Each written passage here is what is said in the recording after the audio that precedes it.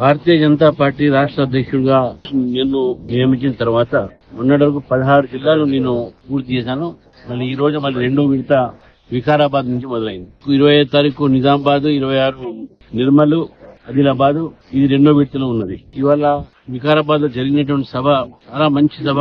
కార్యకర్తలు చాలా మంది పరిగి, తాండూర్, వికారాబాద్, మరి కొడంగల్ సంబంధించినటువంటి నియోజకవర్గాల నుంచి కూడా ముందు రావడం జరిగింది. ఇందులో కార్యకర్తల ఉత్సాహంతో కూడా పాల్గొనడం జరిగింది. తెలంగాణ ప్రభుత్వం ఈ రోజు గ్రామీణ ప్రాంతంలో స్థానిక ఎన్నికలు దృష్టి పెట్టుకుని ఇందిరమ్మ ఇల్లు ఇస్తారని చెప్పేసి ప్రకటించడం జరిగింది. ఒక్కొక్క నియోజకవర్గానికి 3,500 ఇల్లు ఒక్కొక్క నియోజకవర్గం ఇస్తామని చెప్పారు. 14,000 ఇల్లు వికారాబాద్ కు రావాల్సినటువంటి అయితే ఈ 14,000 ఇళ్లలో ఇప్పటివరకు దాదాపు మాకున్న సమాచారం ప్రకారం కేవలం 73 ఇళ్లు మాత్రమే తయారైనాయి. అది కూడా పూర్తి కాలేదు. సో ఈ ఇళ్లు ఎప్పుడు ఇస్తారు బీదవాళ్లకు అనేది భారతీయ జనతా పార్టీ అడుగుతాం.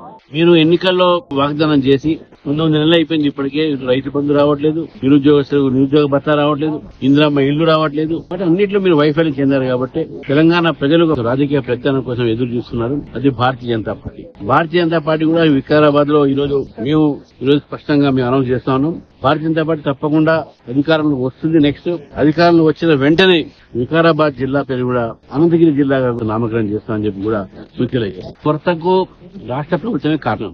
రాష్ట్ర ప్రభుత్వము యూరియా ఎందుకు షార్టేజ్ అయింది అనేది మీరు దర్యాప్తు చేయకుండా కేవలం కేంద్రం మీద దానిపైన వాళ్ళు అబాండాలు అయితే ప్రయత్నం చేస్తా ఉన్నారు. యూరియా లాబీ కానీ ఖరీఫ్ సీజన్ కానీ మనం జనరల్ గా పోయిన ఏడాది వాడినటువంటి ఒక కోట మనం రిలీజ్ చేసినాం.